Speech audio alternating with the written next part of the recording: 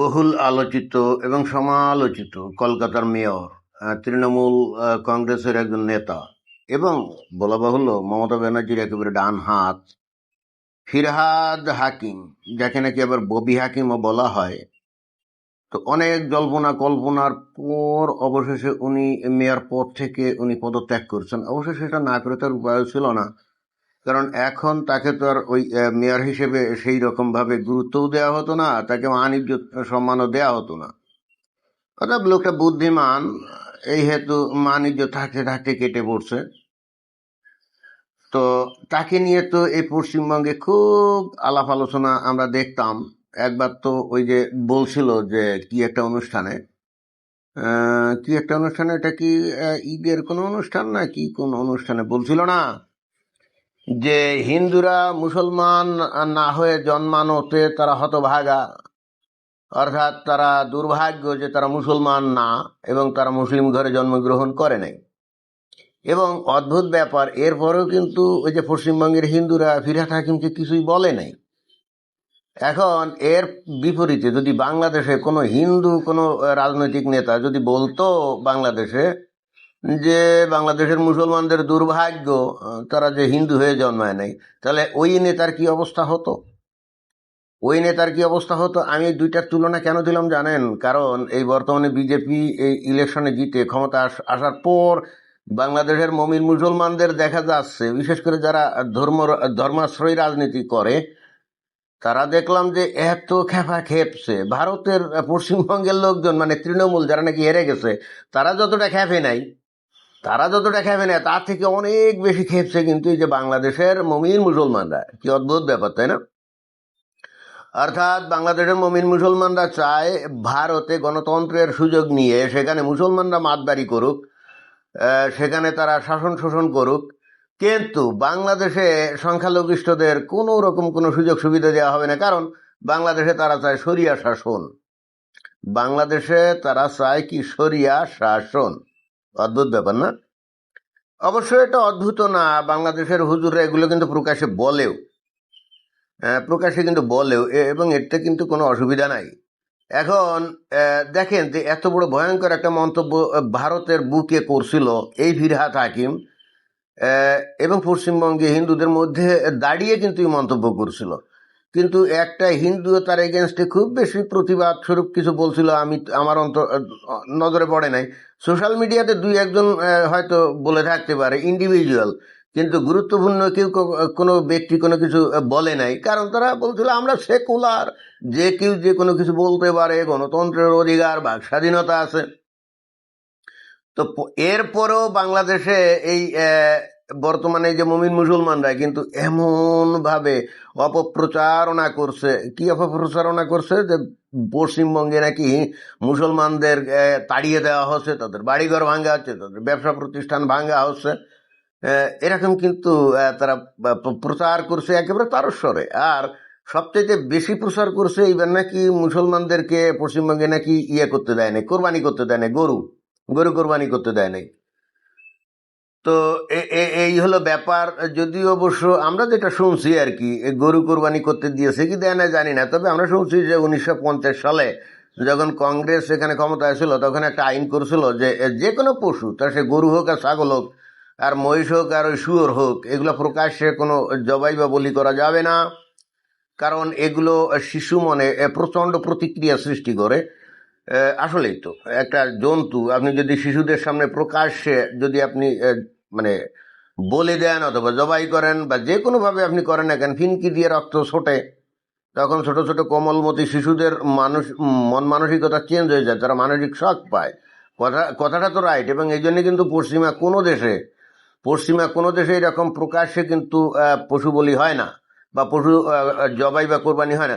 আরে ভারত বা বাংলাদেশের মানে ভারতের কথা বাদ, সেখানে তো আইন করছিল কিন্তু সেখানে মুসলমানরা মানতো না। বিশেষ করে মমতা ব্যানার্জির আমলে মানতো তো নাই, আর বেশি বেশি করে করতো। এবং যেখানে মসজিদে হয়তো সংকুলান হতো নামাজ পড়া, সেখানে তারা জোর করে রাস্তা দখল করে, কলকাতার মতো শহর, ব্যস্ত শহর, সেখানে রাস্তা দখল করে রাজপথ দখল করে তারা নামাজ পড়তো। এবং এতে আরো উৎসাহ দিত মমতা ব্যানার্জি, কারণ তারা ছিল তার দুধেল গাই।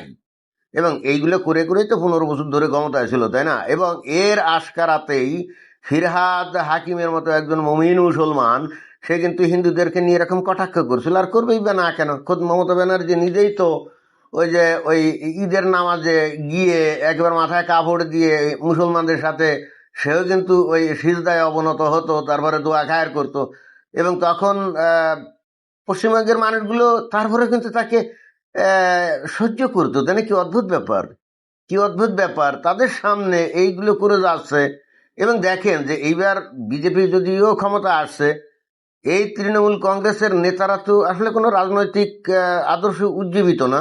তারা তো তোলাবাজ, চাঁদাবাজ, দুর্নীতিবাজ, ধান্দাবাজ, সন্ত্রাসী, গুন্ডা, মাস্তান।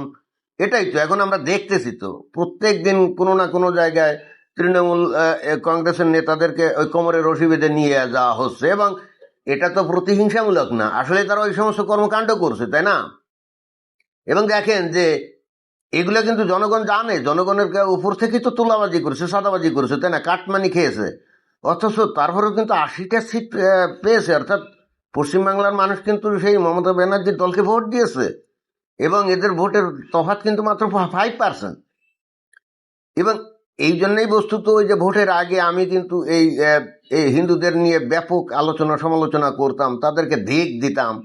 কারণ আমার কাছে যেটা মনে হতো যে কি, যেখানে প্রতিবেশীদের বাংলাদেশে যেখানে হিন্দুদেরকে সমস্ত পজিশন থেকে সমস্ত জায়গা থেকে আস্তে আস্তে সরিয়ে দেওয়া হচ্ছে, সেখানে ভারতে দিব্যি পশ্চিমবঙ্গে বাংলাদেশ সংলগ্ন লাগোয়া আর অন্যান্য প্রদেশের কথা বাদ, অন্তত পশ্চিমবঙ্গের লোকজনদের তো এই জিনিসগুলো চোখে পড়ার কথা, তাই না? এই যে এই গত ইলেকশন হলো, আচ্ছা দেখেন তো এখানে হিন্দু কয়জন এমপি আপনারা দেখছেন খেয়াল করে?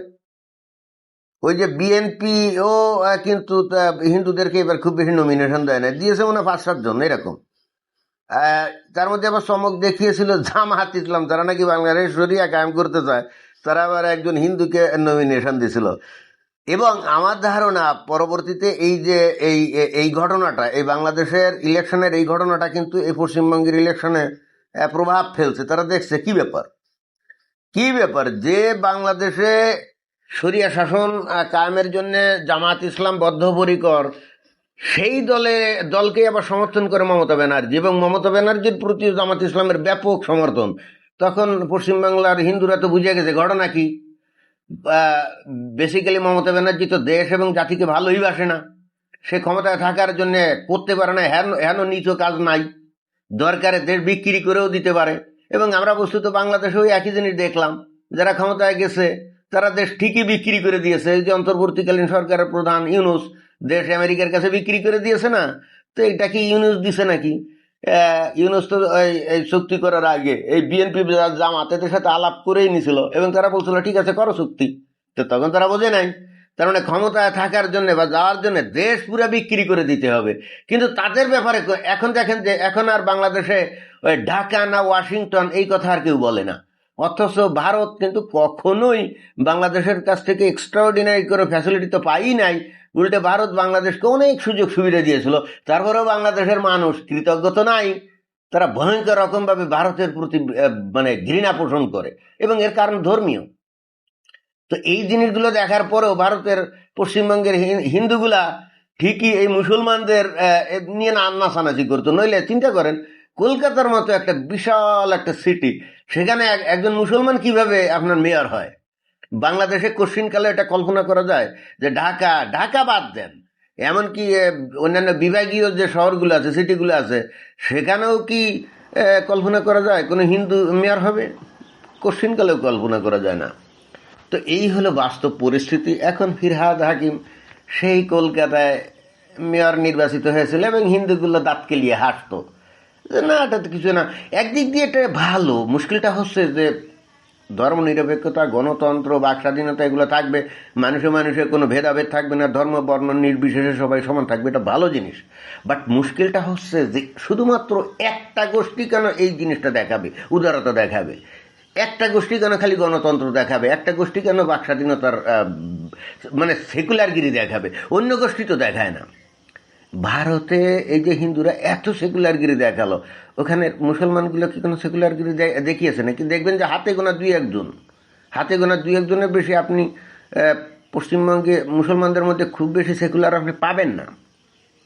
এই যে ওই কি একজন বামপন্থী একজন আছে, বামপন্থী কি একজন উকিল আছে বেশ নাম করা, দেখলাম বড় বড় কেস টেস লড়ে। এ হারামজাদা কি করছে, প্রকাশ্যে গরুর গোস্ত খেয়েছে, ভালো কথা, প্রকাশ্যে গরুর গোস্ত খেয়েছিস, তা তুই সাথে দুই একজন লোক নিয়ে এবার এক কাম কর, শুয়োরের গোস্ত খাওয়ার অনুষ্ঠান কর, দুই একজন মুসলমান নিয়ে যারা নিজেদেরকে সেকুলার দাবি করে না, সেই কাজ করবে না। এবং পশ্চিমবঙ্গের হিন্দুগুলো কিন্তু এর দিব্যি এই লোককে সহ্য করে যাচ্ছে। আমি আসছে তাজ্জব হয়ে যাই, হিন্দুগুলো যে বলতে পারে না যে ঠিক আছে আপনি একদিন শুকরের গোস্ত খাওয়ার অনুষ্ঠান করেন, আমরা আসবো, এবং আপনার যে সমস্ত মুসলমান সে তথাকথিত সেকুলার আছে এগুলো ডাক দেন। একটা লোকে কিন্তু আজ পর্যন্ত বলছে বলে আমি দেখিনি। তারা বাধ্য করা উচিত, তারা জোর করে বাধ্য করা উচিত। কিসের? এই ধরনের লোকজন যারা নাকি নিজের দেশ এবং জাতিকে ঘৃণা করে, ধ্বংস কামনা করে, তাদের তো ভাই এত গণতান্ত্রিক অধিকার দেওয়াটা আমার মনে হয় যে আত্মঘাতীমূলক সিদ্ধান্ত। তো যাই হোক, এগুলো পশ্চিমবঙ্গের মানুষের বিষয়, তারা বুঝবে কি করবে না করবে। তো এটাই ছিল বক্তব্য। ধন্যবাদ।